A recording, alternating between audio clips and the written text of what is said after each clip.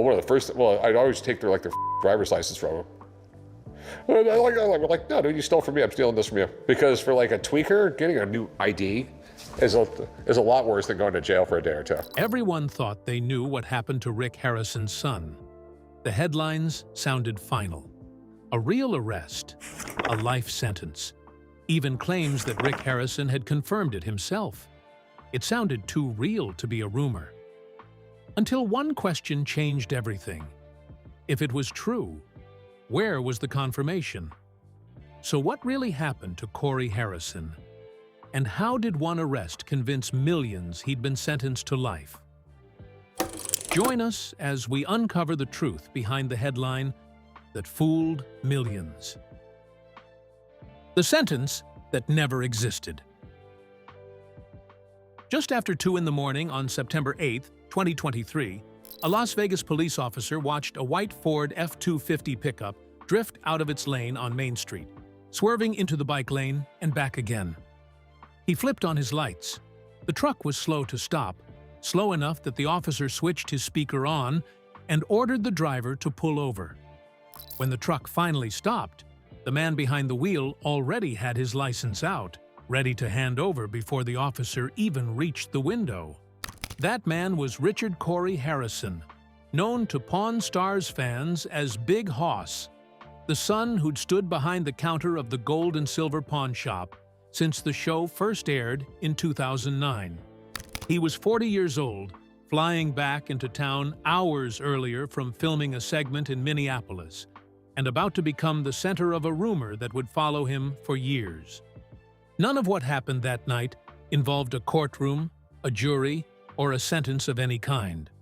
What happened was a DUI arrest, on the record, publicly reported, nothing more. But somewhere between the police report and the internet, a rumor started circulating that Corey hadn't just been arrested. He'd been sentenced to life. There's no court filing anywhere that supports that claim. Nevada doesn't sentence first-time DUI defendants to life in prison, and no docket, press release, or courthouse record shows Corey ever facing a charge that carried that kind of penalty. The claim didn't come from a judge or a police department. It came from the same kind of aggregator content that had already been putting Rick's face on fake prison sentences for months, borrowing the same shock value phrase and pointing it at whichever Harrison would get the most clicks that week. By early 2025, headlines started stacking up with titles that all said some version of the same thing: that Rick Harrison had finally confirmed his son's life sentence was true. Nobody named the confirmation or quoted Rick saying it. The videos simply asserted it as fact, the same way the earlier hoax had asserted a federal raid on Rick's own home, betting that the emotional weight of the word confirms would be enough to stop most viewers from asking what exactly had been confirmed or by whom. Rick has never once responded to this specific claim. The headline used the word confirms anyway, counting on the fact that most people scrolling past would never think to check whether he'd said a word at all. What actually happened to Corey that night was serious enough without embellishment. He was taken into custody, driven to the Las Vegas City Jail, and held there for roughly 8 hours before being released. His license wasn't suspended. He said publicly that he intended to fight the charge. None of that required inventing a life sentence. The real story was already uncomfortable enough for a man whose entire career had been built on being recognized on sight. So, what did happen that night? And how did a swerving pickup truck turn into a life sentence? The night everything got twisted. The officer who pulled Corey over that night wrote in his report that he could smell a strong odor of alcohol coming from inside the truck's cabin the moment he reached the window. He described Corey's stare as blank, his eyes as bloodshot and droopy. When asked how much he'd had to drink, Corey said he'd had one drink on his flight home from Minneapolis, roughly 7 hours before he was pulled over. And nothing since. The officer wasn't convinced. He called for a supervisor and asked Corey to step out of the truck for a field sobriety test. Corey took it and reportedly failed. When the officer then asked for a breath or blood sample, Corey said he should probably speak with a lawyer first. The officer told him that refusing would mean a warrant for his blood and an automatic suspension of his license. Corey agreed to the blood draw instead. When officers tried the department's breathalyzer at the jail, it wasn't working properly, so the blood test became the only evidence collected that night. Its results were never publicly disclosed. Corey was booked into Las Vegas City Jail on a DUI charge and released roughly 8 hours later. In the days that followed, he gave his own account of the night to reporters, offering a list of reasons he believed the arrest had gone wrong. He said a badly infected shin, the result of walking through poison ivy on a recent shoot in Rhode Island, had thrown off his balance during the sobriety test. He said the paver stone sidewalk where he'd been stopped made it hard to keep his footing. He mentioned a case of unopened wine sitting in his truck, a gift from a fan, and 2 other officers who'd been pulled away to a nearby shooting call in the middle of his test, adding to the chaos of the stop. He said he planned to fight the charge with a Las Vegas attorney. This wasn't Corey's first brush with the law, and that history is likely part of why the rumor found traction so easily. Years earlier, in 2011, he'd reportedly gotten into a fight with another customer at a bar, pushing a deputy and a security guard before officers calmed the situation and released him once he'd sobered up. Further back, in 2006, before Pawn Stars had even premiered, he faced a charge for possession of drug paraphernalia. None of these incidents carried anything close to a life sentence. All of them were real, on the record, and easy fuel for a story that needed just enough truth to feel believable. This version skipped the fabricated federal case the earlier hoax about Rick had relied on. It took something that actually happened, an arrest with details almost too ordinary to invent. Bloodshot eyes, a failed breathalyzer, a night in jail, and stretched the consequence past anything the law allows. A DUI became a prison sentence. A booking became a life sentence. No evidence had to be invented this time. Someone just had to write the ending the real story never got. But Corey's arrest wasn't the only loss this family carried in that stretch. 4 months later, Rick buried a second son. The son the rumors forgot. In January 2024, a woman renting the main house on a Las Vegas property grew concerned. She'd knocked on the guest house door for 2 days without an answer, ever since receiving a message from the man staying there saying he felt sick and planned to quarantine himself. When she still couldn't reach him, she called the landlord, who went inside and found him unresponsive in bed. That man was Adam Harrison, Rick's other son, 39 years old and never once on camera, the brother who worked the back rooms of the family pawn shop while Corey became the face people recognized on the street. Something had been wrong for days before anyone found him. A neighbor noticed it first, furniture dragged against the guest house door, like he was barricading himself in from something only he could see. When police finally searched the room, they found foil, an unidentified pill, lighters, and straws built for one purpose. The Clark County Coroner's Office later confirmed the cause, an accidental overdose driven by fentanyl and methamphetamine toxicity. Rick didn't shy away from the truth once it was confirmed. In an interview with Fox News Digital, he stated plainly that fentanyl had killed his son, and that the drug had turned Adam into someone unrecognizable in his final months. He spoke publicly about the fentanyl crisis crossing into American communities and said the country needed to take the problem far more seriously than it had. A family statement released in the days after Adam's death asked simply for privacy while they grieved, describing themselves as extremely saddened by the loss.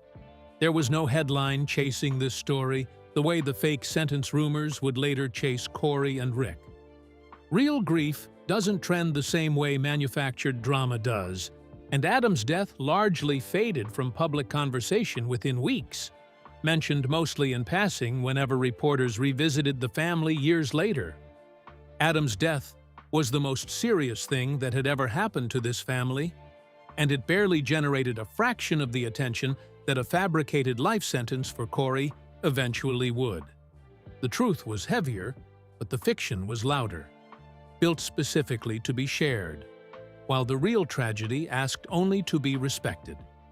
Rick carried both of these realities at once for years: a son he'd lost to addiction, and a second son whose arrest was about to be twisted into a headline neither of them ever confirmed.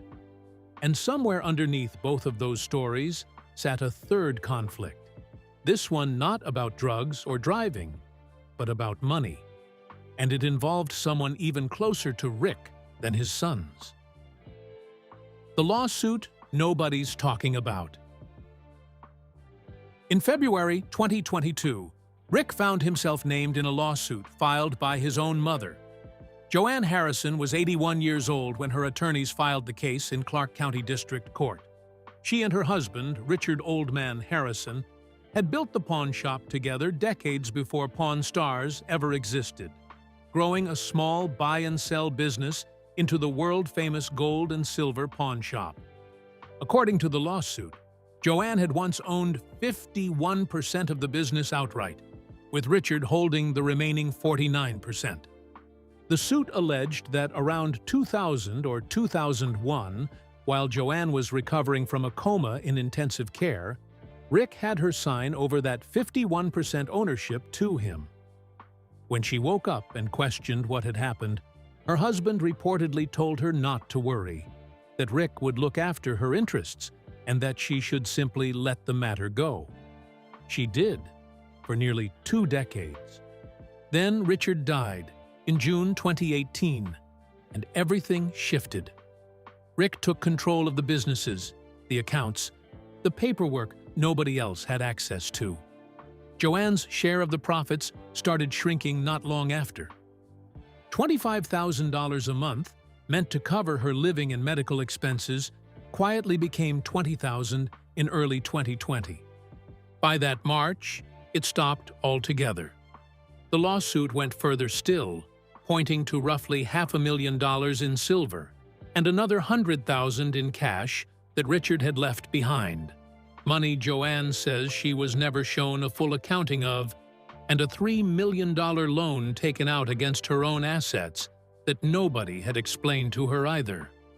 Rick responded, calling the allegations false and suggesting his 81-year-old mother was being manipulated by people looking to profit from the dispute. The lawsuit sought damages, a full accounting of the family's assets, and a court order stopping Rick from using funds that belonged to Joanne. No public settlement or verdict followed in the years afterward, just a case moving quietly through the system, far from the spotlight that would later chase a fake headline about Corey. This lawsuit never made it into the life sentence rumors, even though it had everything a viral story needs: a betrayal, a family fortune, an elderly parent, a son accused of taking what wasn't his. It stayed buried under a prison sentence that never happened to anyone. And with all of the drama and rumors around the family, it's easy to miss the truth. So what's been happening with the Harrison family? The real story nobody had to fake. Nobody needed to invent anything else. This family kept handing out internet stories that would have sounded exaggerated if someone had pitched them as fiction, and none of them needed a fake headline to be worth watching. In March 2025, Rick proposed to Angie Polushkin, a Las Vegas nurse, at a vineyard in Chile's Casablanca Valley. It wasn't even his first attempt.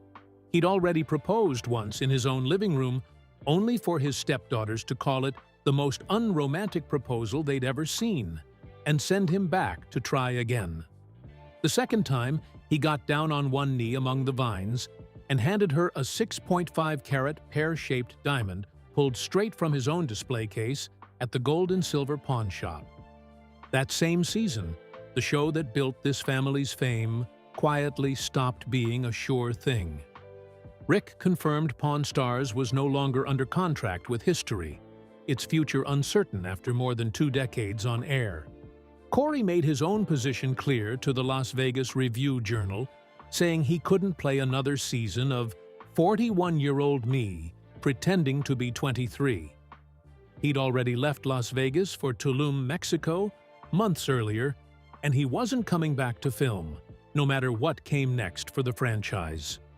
Weeks later, Rick and longtime co-star Chum Lee launched their own podcast, Pawn After Dark, recorded in the back of the same pawn shop that made them famous, with or without the show that built it.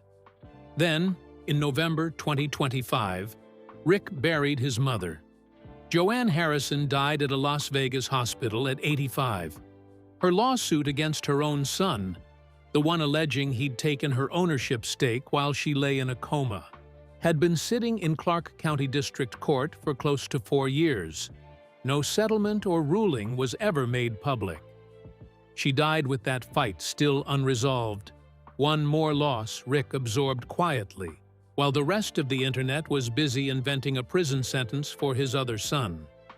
2 months after losing his mother, Rick got married. On January 3, 2026, he and Angie exchanged vows at the Little White Chapel in downtown Las Vegas, officiated by an Elvis impersonator, in a ceremony his own team described as just handling the paperwork before the real celebration. There was no best man. Corey wasn't there, and neither was Chum Lee. Rick's granddaughter Elizabeth stood as witness instead, and afterward the small group celebrated at Rick's own restaurant, steps from the shop where this entire story started. The bigger celebration, the one with the guest list and the beach, and the reason Rick called Vegas just paperwork, was still coming. Corey had promised he'd be there for that one, but he wouldn't make it. And this time, it wasn't a scheduling conflict. The crash that almost told a different story. 3 days before his father's real wedding, on a Friday night in Tulum, Corey laid his Harley-Davidson down on the pavement. He posted about it himself 2 days later, joking that his crash bars had saved him, listing off the damage almost like a punchline. 11 broken ribs, 10 stitches in one hand, a concussion, a night or 2 in the hospital. He signed off with an apology to his father for missing the wedding. The bills started piling up almost immediately, and Corey checked himself out of the hospital against doctor's orders because he couldn't keep covering the cost. Back home in Tulum, his body had other plans. A house doctor came by to run IV fluids and morphine, but within a day, his oxygen levels were dropping fast enough that people around him started to panic. Friends drove him more than 4 hours to a different hospital in Merida, hoping it would be more affordable. It was there that doctors found the damage his first hospital had missed. One rib had fully separated from his rib cage and was pressing directly into his lung. Surgeons drained nearly 3 liters of blood from his chest before they were done. He underwent 3 separate surgeries and spent 18 more days recovering, on top of the 2 weeks he'd already lost. 32 days total, and a bill that eventually climbed past $100,000. Rick's beach wedding in Cancun happened without him, days after the crash, exactly as Corey had feared. He wasn't faking an injury to dodge an uncomfortable event. He was fighting to keep breathing on a table in Merida while his father said his vows a few hundred miles up the coast. Weeks later, once Corey was stable enough to talk about it publicly, a close friend launched a fundraiser on his behalf, saying the medical costs had drained Corey's savings and maxed out the credit cards of everyone around him. Rick pushed back almost immediately, telling reporters he'd already covered his son's bills long before the fundraiser existed. Corey didn't deny receiving help. He just didn't see it the same way his father did, and said so publicly, adding that he still intended to pay it back regardless of what Rick claimed. It was a small, human argument playing out between family that still hadn't figured out how to talk about money any better than they had when Joanne filed her lawsuit 4 years earlier. Meanwhile, the case that started this entire rumor is still sitting open. As of early 2026, more than 2 years after the traffic stop on Main Street, Corey's DUI charge still hasn't gone to trial. Just a not guilty plea, moving slowly through a Las Vegas court system that has bigger things to worry about than a story the internet already decided was a life sentence. Now that you know what really happened the night of the arrest, does the truth feel like enough? Or does a part of you still want the fake ending to be true? Between the Harrison family life and the negotiations that happen at the Pawn Stars shop, which seems more interesting to you? Share your thoughts with us in the comment section. Remember to like, share, and subscribe for more. Also, click the next video showing on your screen. You will enjoy it.